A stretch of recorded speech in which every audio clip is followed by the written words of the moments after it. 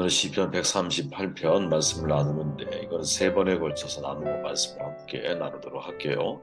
5절 말씀을 읽습니다. 예루살렘아 내가 너를 잊을지인데 내 오른손이 그의 제주를 잊을지로다. 내가 예루살렘을 기억하지 아니하거나 내가 가장 즐거워하는 것보다 더 즐거워하지 아니할진대 내 혀가 내 입 천장에 붙을지로다. 아멘. 감사의 이유를 생각하라 라는 제목으로 첫 번째 말씀을 나눕니다. 시편 138편은 찬양시로 분류가 되죠. 표제어는 다윗의 시, 기록자가 명확하게 기록이 되어져 있습니다.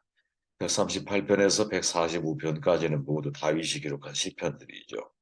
이 시편이 마무리되어 가는 과정이잖아요. 마지막 제3할례시, 즉 146편부터 150편 앞에 다윗의 시들 8편을 모아두었죠. 아마 중요한 의미가 있다고 그 자체가 저는 생각을 해요. 어떻게 보면 다윗처럼 하나님을 높이고 인생을 살아갔던 사람이 많지가 않죠. 그래서 마지막 마무리 속에 다윗의 시편들이 그 속에 담겨 있는 것이 아닌가 하는 생각을 해봅니다. 이 8편의 시편 중에는 찬양시가 있고 탄원시도 있고 감사시도 다 포함 다양한 형태의 시가 구성되어져 있습니다. 오늘의 이 시편은 정확한 기록 시기는 알 수가 없지만 전체적인 흐름으로 미루어 볼 때 다윗의 말년의 시가 아닐까 이런 생각을 합니다. 왜냐하면 주변의 모든 나라들이 정복됐고 왕권이 견고해지고 이스라엘 백성들이 편안한 삶을 누리고 있을 때 하나님께 감사한 이유들을 고백하고 있는 내용이 소개되고 있기 때문이죠. 그래서 어떤 이들은 다윗의 말년의 시편이다 이렇게 이야기하는 사람도 있습니다.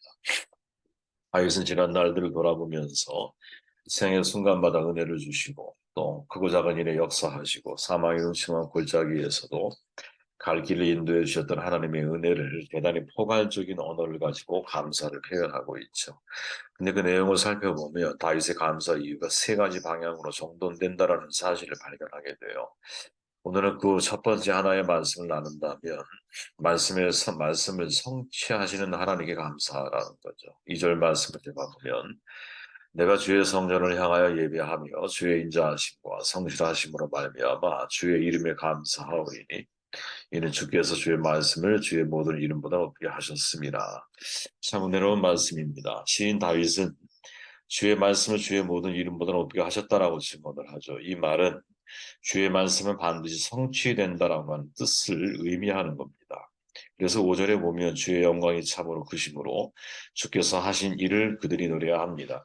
주께서 하신 일을 목격하게 되는 상황을 설명을 하고 있죠. 다시 말하면 말씀이 주의 이름보다 높게 하셨다라고 하는 것은 하나님 말씀이 그만큼 하나님의 권위에 맞게 반드시 성취되어진다라고 하는 사실을 시인은 자기의 삶을 통해 경험을 하고 있는 거죠.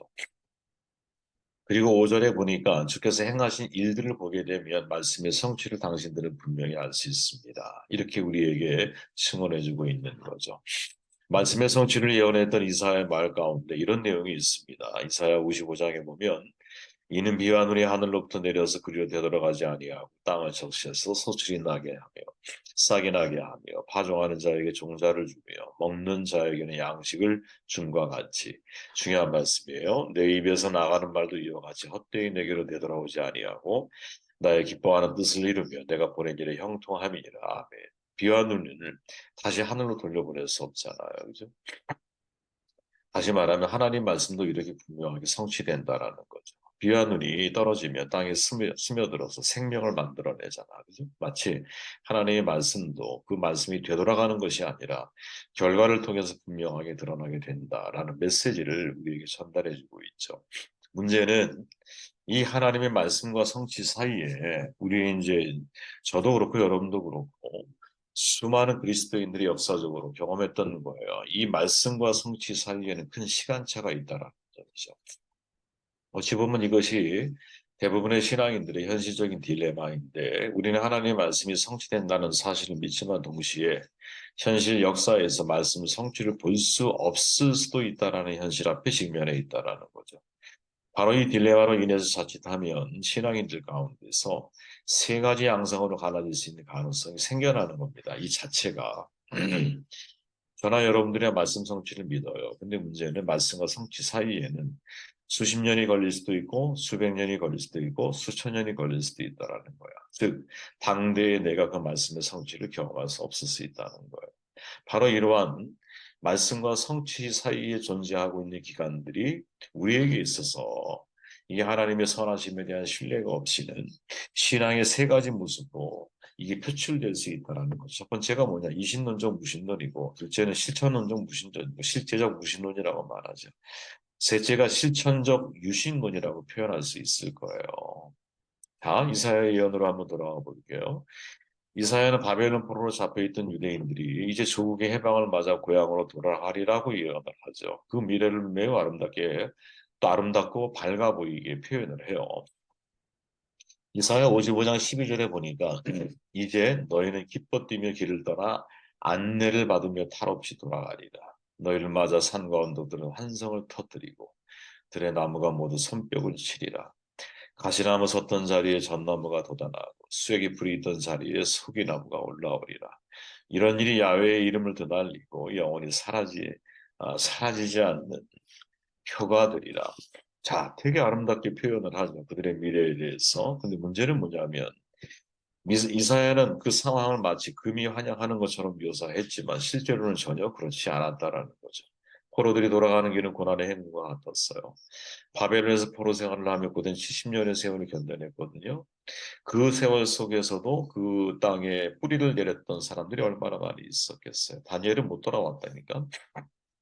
뿌리를 내리고 있는 사람들이 얼마나 많았겠어요. 근데 그들이 그 모든 것들을 내려놓고 다시 자기의 고향을 향했을 때 그 고향의 모습 너무나 예상치 못한 모습이었어요. 그들을 기다리고 있던 것은 무너진 성전이고 피폐해진 경제고 황량한 영토고 척박한 인심이고 지쳐버린 민중들이었어요. 제사장도 없고 제사도 없고 율법도 없고 랍비도 없었어요.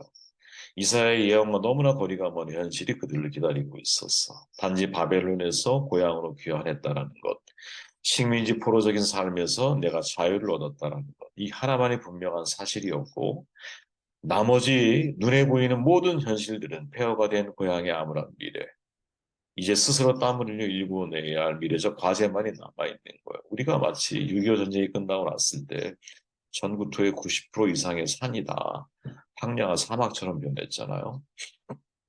도리에 돈 하나 남지 않은 서울의 시내, 우리는 목격했지 않아요, 그죠?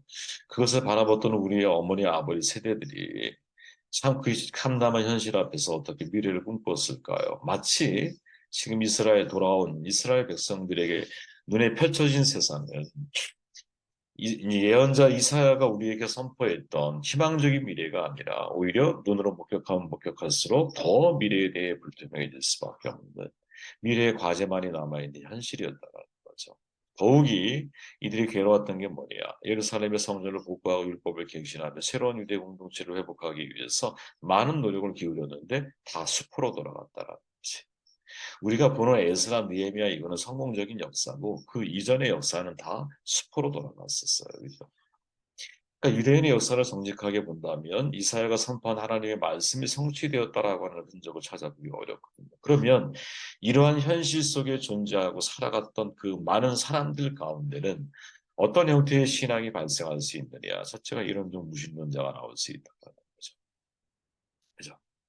말씀과 성취 사이의 딜레마 속에서 어떤 이들은 하나님의 말씀 믿을 수 없다라고 생각하고 교회를 등진 인생을 선택하는 사람들이 있을 수 있다는 거예요. 이 이론적 무신론에서 하나님이 존재하지 않아. 왜 이론적 무신론이냐? 말씀이 성취가 안 되는 거야. 이들이 볼 때. 진짜 100% 어떻게 보면 무신론자가 되는 것이. 최근에 여러분 기독교의 새로운 현상 가운데 하나가 무신론자들이 노골적으로 자기의 의견을 내세우고 있다는 점이거든요. 이론적 무신론자들이 등장하는 이유. 외적으로는 소위 신정론적인 문제로 나타나는 것 같아. 무슨 말이냐? 왜 세상에 고난과 악이 있어야 되느냐? 왜 의인이 고난을 당해야 되고 악인이 형통을 해야 되느냐? 그죠? 왜 유대인이 참혹하게 사람들이 그렇게 사람들을 죽여야 되느냐? 거기에 교회도 소속돼 있었잖아. 동의가 됐잖아요. 많은 교회들이. 이러한 현실 앞에 신을 이해할 수가 없는 거죠. 겉으로는 신정론의 문제야. 그런데 내적으로 들어가 보면 여러분 단지 그 문제가 아니에요. 그 이상의 문제가 있어요.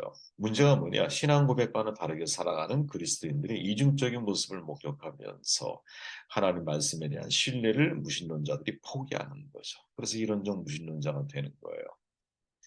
말씀의 성취를 보여야 할 그리스도인이잖아. 근데 말씀을 따르지 않아. 이 문제를 내 눈으로 목격하니까 어떻게 돼? 하나님은 없다. 이렇게 말하는 거죠. 역사적으로 무신론 여러분, 신 그 자체를 부정하는 사람들이 아니었어요. 서구의 전형적인 무신론 19세기, 20세기 초에 보면 포에르바하라, 마르크스, 니체, 프로이트에 발전하잖아요. 이게 현대 학자들이 연결되면서 리처드 더킨스, 크리스토퍼 히친스, 샘 해리스, 다니엘 데닉 같은 사람들에 의해서 새로운 무신론자 등장을 해. 그러니까 도킨스는 만들어진 신에서 종교는 악이라고 규정을 해. 옛날에 마르크스나 이런 사람들이 규정했던 내용과 비슷해요. 히친스는 신은 위대하지 않다 해서 종교는 모든 것을 타락시켰다 이렇게 주장을 해요. 죽은 니체는 신이 죽었기에 사람들이 스스로 신이 되어야 한다 이렇게 말하기도 하죠. 근데 이들의 비판의 핵심은 뭐냐면 신 자체에 포커싱이 되어 있지는 않아요. 사실은 신의 말씀을 따른다고 말하는 공동체에 의해 드러난 특정한 신에 대한 개념을 비판하는, 즉 말씀과 성취 사이를 살아내지 못하는 교회들로 인하여 이론적 무신론은 자기의 신앙, 이것도 신앙이잖아. 무신론도 없다는 걸 믿는 거 아니야. 당위성을 얻는다라는 거죠. 그렇다면 우리는 이 신론적 무신론자에 대해서 어떤 자세를 가져야 될까? 성경에는 여러분 변증이라는 말이 나와요, 실제로. 그죠? 성경은 어떻게 보면 믿지 않는 사람들에 대한 믿음을 변증하는 변증서라고 표현할 수 있을 거거든요. 예를 들어 사도행전 22장 1절, 베드로전서 3장 15, 16절, 바울이나 베드로는 변증을 통해서 기독교의 장점을 부각시키고 심지어 베드로는 이렇게 말하죠. 다만 여러분의 마음속에 그리스도를 주님으로 거룩하게 높이며 여러분이 가진 소망을 설명하여 주기를 바라는 사람에게는 언제나 누구에게나 답변할 수 있도록 준비하십시오. 그러나 온유와 두려움으로 답변하십시오. 선한 양심을 가지십시오. 그리하면 그리스도 안에 생하는 여러분의 선한 행실을 비방하는 사람들이 여러분을 비방한 그 일로 부끄러움을 당하게 될 것입니다. 아멘. 진짜 내 삶 속에 그리스도를 높이려고 해. 내가 하나님에 대한 그런 믿음이 있어. 어떤 상황 속에도 말씀의 성취를 소망하며 살아가는 우리들이야. 그렇다면 항상 변증이에요. 이 답변할 말을 준비하고 있으라는 거지. 누가 나에게 무엇을 물어볼 때라도. 그리고 어떻게 선하게 그들 가운데 설명을 해주는 사람이 되라. 이걸 여러분들 마음에 늘 품기를 바라요. 두 번째는 뭐냐? 이 신론보다 훨씬 더 무서운 거죠. 이론적 무신론보다 훨씬 더 무서운 게 뭐냐? 실천적 무신론, 실제적 무신론 이렇게 표현하죠. 이 진짜 무서운 거예요. 사무엘상 2장에 보면 엘리 가문의 비극을 기록하잖아요. 그때 엘리 아들들에 대해서 성경이 이렇게 말하죠. 불량한 자로 살아 여호와를 하지 아니하였기 때문이다. 엘리의 두 아들이 제사장의 아들로서 성장을 했는데 어떻게 하나님을 몰랐다라고 표현할 수 있을까? 그런데 성경은 그들이 하나님을 알지 못했다라고 증언을 해요. 근데 그들은 하나님을 아는 역할과 책임을 부여받은 사람이야.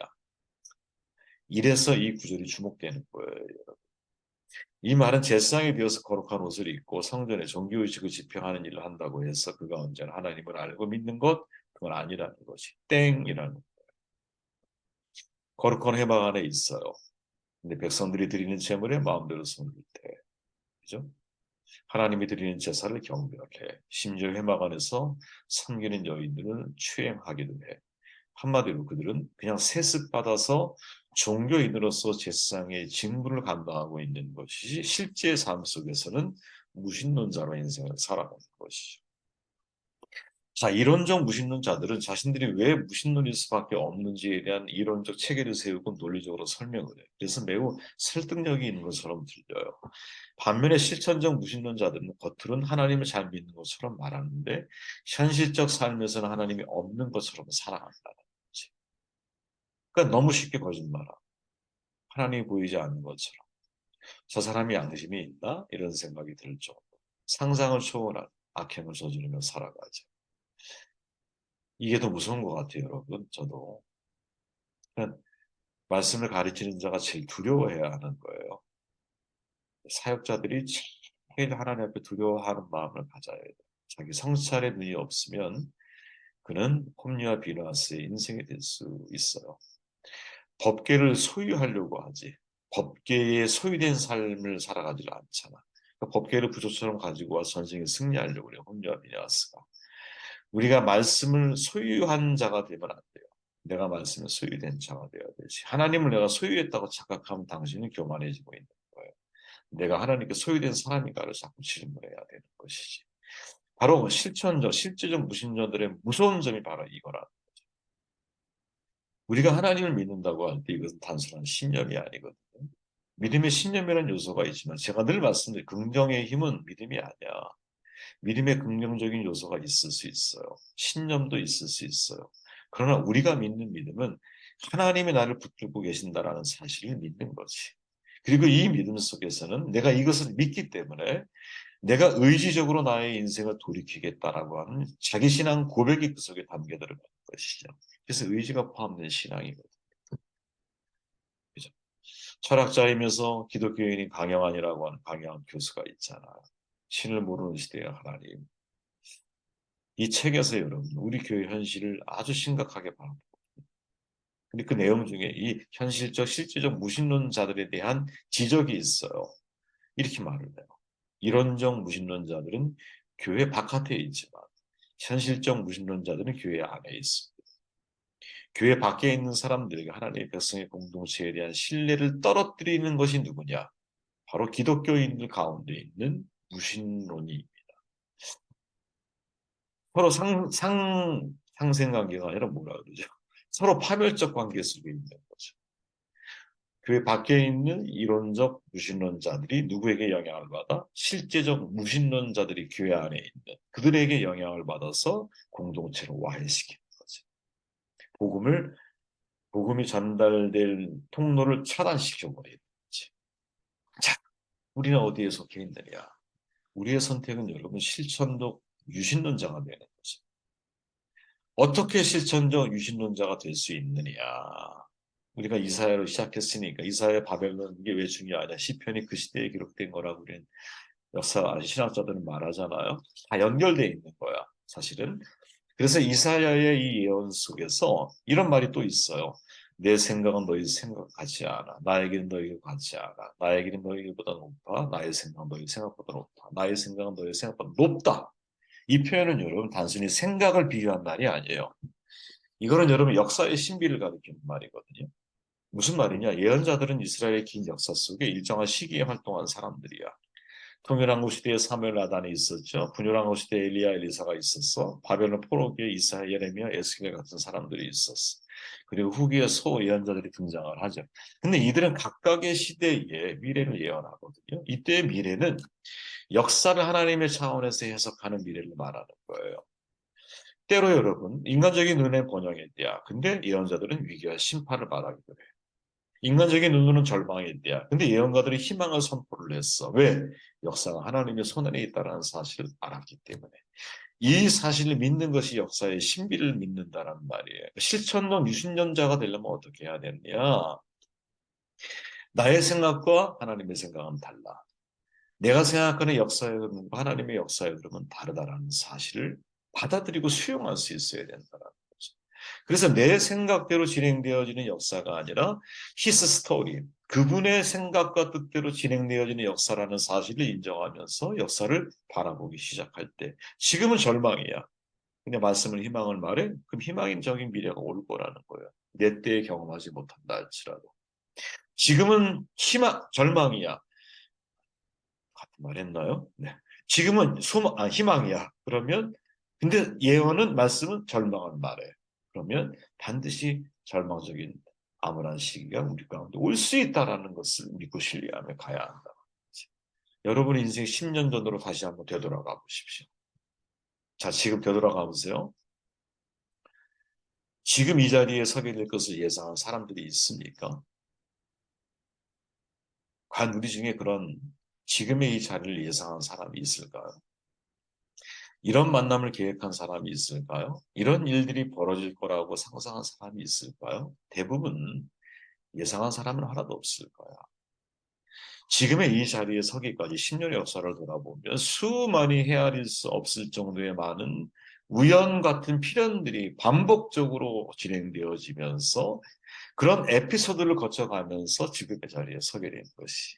즉, 10년의 세월이 흐른 뒤에만이 과거 10년의 세월의 의미를 알 수 있다라는 거죠. 알 수 있다. 우리 미래의 10년 예측할 수 있을까요? AI도 예측을 못한다 그러잖아요. 예측 불가능 이렇게 표현했잖아.